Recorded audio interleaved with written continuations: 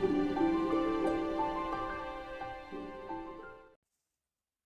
Name Jar by Yang Suk Choi.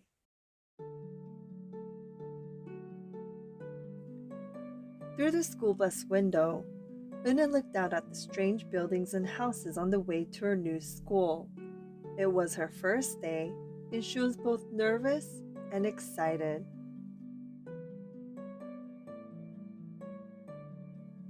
She fingered the little block of wood in her pocket and remembered leaving her grandmother at the airport in Korea. Her grandmother had wiped away Eunhae's tears and handed her an ink pad in a small red satin pouch.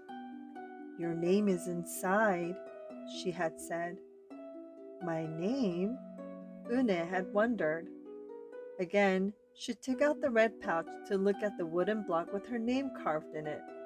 As she ran her fingers along the grooves and ridges of the Korean characters, she pictured her grandmother's smile. "Is that thing for show and tell?" a boy asked Eunhae, surprising her. Eunhae looked up as more kids leaned over. "No, it's mine," Eunhae answered, quickly putting the pouch back in her pocket. "Are you new here? What's your name?" a girl asked. "Eunhae," said Eunhae. "Oh, nee?" the girl asked, scrunching up her face. Oh, nee," some kids chanted. "No, no," Eunhae corrected. "It's spelled Unhei. It's pronounced Yoonhae." "Oh, it's Yuhei?" the boy said. "Like, Yuhei? What about Hey You?" Just then, the bus pulled up to the school and the doors opened. Eunhae hurried to get off. "Yuhei, bye-bye," the kids yelled as she left. Eunhae felt herself blush. Eunhae stood in the doorway of her new and noisy classroom. She was relieved that the kids on the bus had gone to the other rooms, but her face still felt red. "Aren't you going in?" asked the curly-haired boy with lots of dots on his face. "You're the new girl, right?" he asked cheerfully. Eunhae nodded, and before she could walk away, the boy took her hand and pulled her through the door. "Here's the new girl," he announced so loudly that the teacher, Mr. Kokotos, almost dropped his glasses. Mr. Kokotos thanked him and greeted Eunhae. "Please welcome our newest student," he said to the class. "She and her family just arrived from Korea last week." Eunhae smiled broadly and tried not to show her nervousness. "What's your name?" someone shouted. Eunhae pictured the kids on the bus. I haven't picked one yet," she told the class, "but I'll let you know by next week." As Mr. Kokoto showed her to her desk, she felt many round, curious eyes on her. "Why doesn't she have a name?" she heard someone whisper. "Maybe she robbed a bank in Korea and needs a new identity," a boy replied.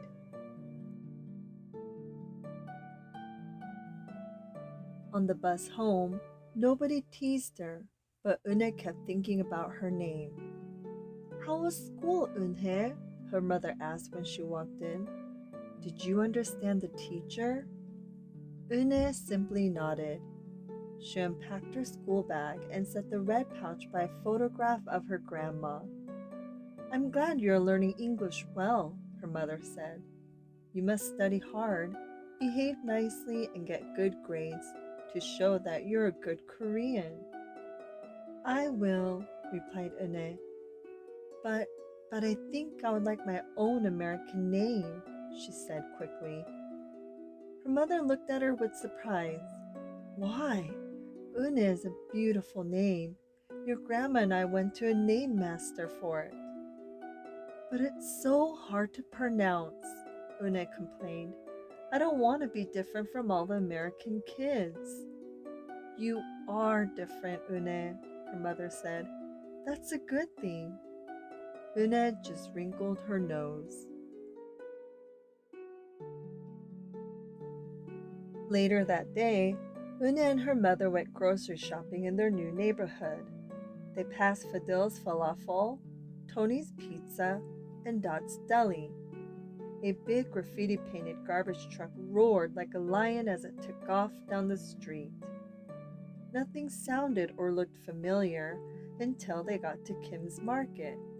The sign was both in English and Korean. Her mother picked up cabbage to make kimchi, Korean-style spicy pickled cabbage, and other vegetables and meat. She also found some seaweed, Una's favorite for soup.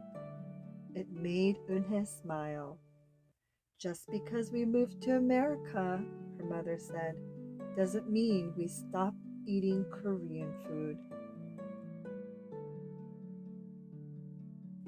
At the checkout counter, a friendly man smiled at Una. Helping your mother with the shopping? He asked. Una nodded. I'm Mr. Kim, he said. And what is your name? Una, she answered. Oh, what a beautiful name, he said. Doesn't it mean grace? Una nodded again.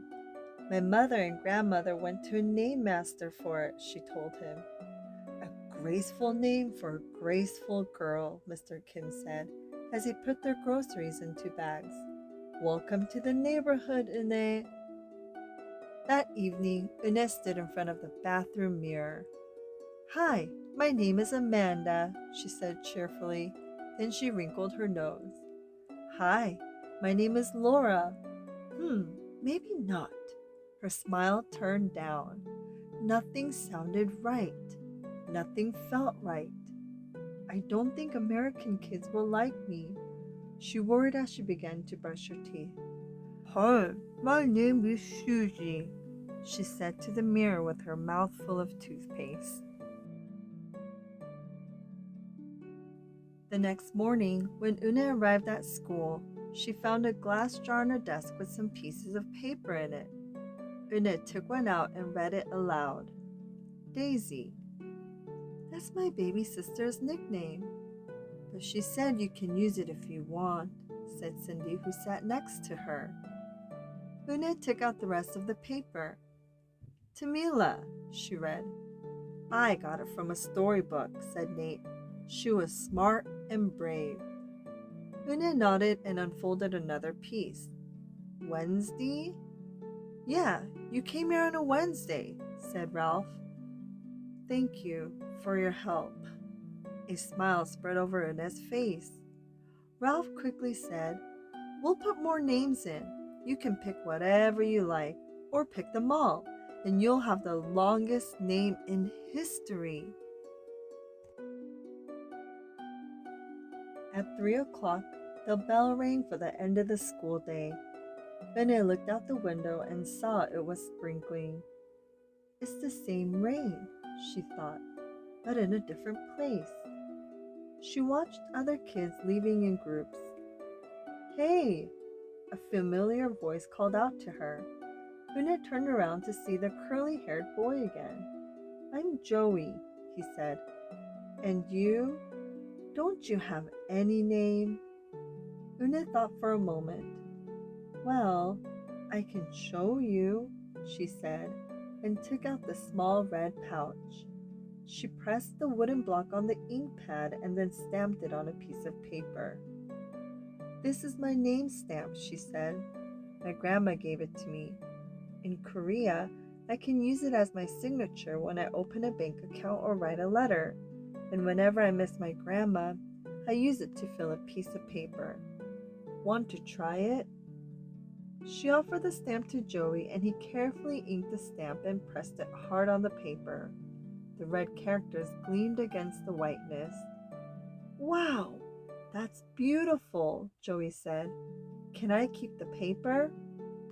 Sure, Una said. And then the two of them shared her umbrella as they walked to the school bus. Every day, the jar got fuller with more names, and Una read them all. She found a few names she liked.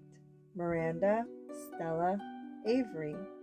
They sounded interesting. I hope you choose the name I put in, Marker told her at snack time. I've put in 3 more, said Ralph.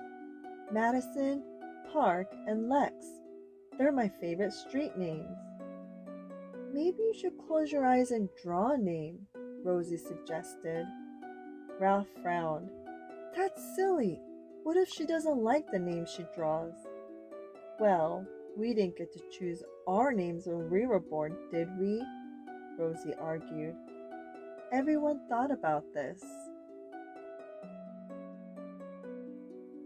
When Une got home from school that day, her little brother ran to give her a letter. It was from her grandma. She opened it quickly. It said, To my Eunhae, I hope you're enjoying your new school and new friends. Be sure to help your mother and your little brother. Here the moon is up, but there the sun is up. No matter how far apart we are, and no matter how different America is from Korea, you'll always be my Eunhae, your grandma forever. Una took out her wooden stamp and filled a paper with it. She thought for a long time in front of the bathroom mirror.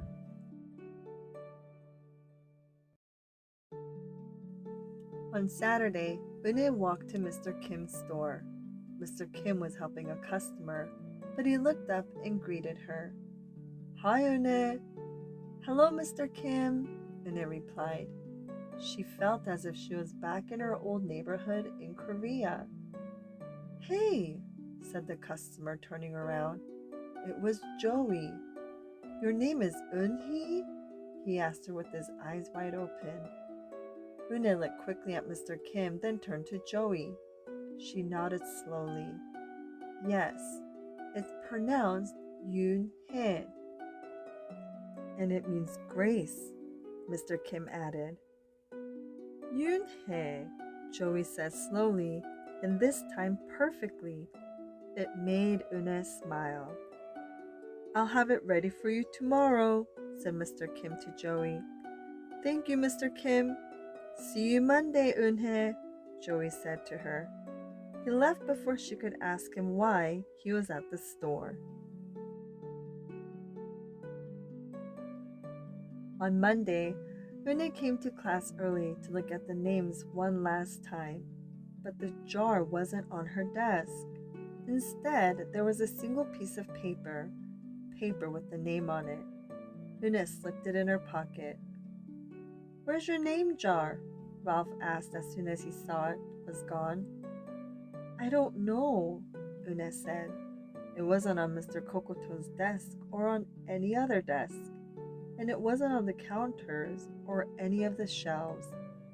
As other kids arrived, they helped look. Soon, Mr. Kokoto's came in and Ralph shouted at him, The name jar is gone! The jar with all the names in it! Gone? Mr. Kokotos replied. With a look of concern, he asked, Une, did you get a chance to read all the names? Une nodded. She took a breath. I'm ready to introduce myself, she said. Une wrote her name in both English and Korean on the chalkboard. I like the beautiful names and funny names you thought for me, she told the class. But I realized that I like my name best, so I chose it again. Korean names mean something. Une means grace. Grace? Grace and Hay? Shouted Ralph. Everyone tried to say it. Eunhae, Yoonhee, Eunhae.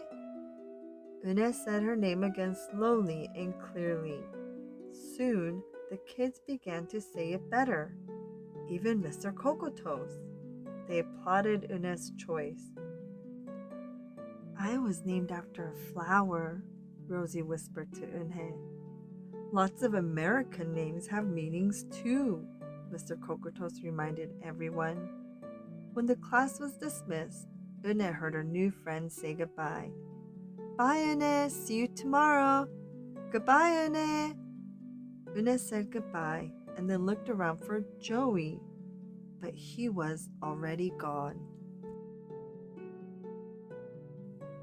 Une, come downstairs, Mother called up to Une. Your friend is here. Une rushed down to see who she meant.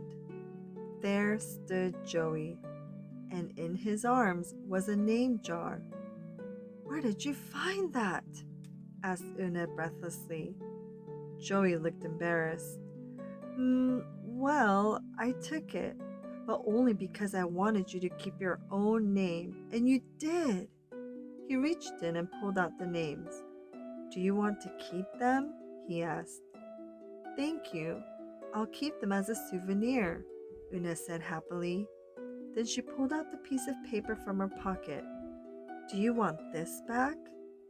Joey grinned. You can keep it. I'll return the name jar to the class. Maybe you could put some Korean nicknames in it for us. Names with good meanings. I could do that, agreed Une. I've already got a Korean nickname, Joey said. Mr. Kim helped me choose it. Carefully, he pulled a small silver felt pouch from his pocket. Then he took out a dark wooden stamp with the beautiful Korean characters carved sharply into it. He pressed it on the ink pad and then on the piece of paper next to her name. 친구, read Une. That means friend. And 친구 smiled back. I hope you enjoyed today's story. If you liked the book, please hit the like and the subscribe button below. As always, thank you for reading with me, and I'll see you at our next story time.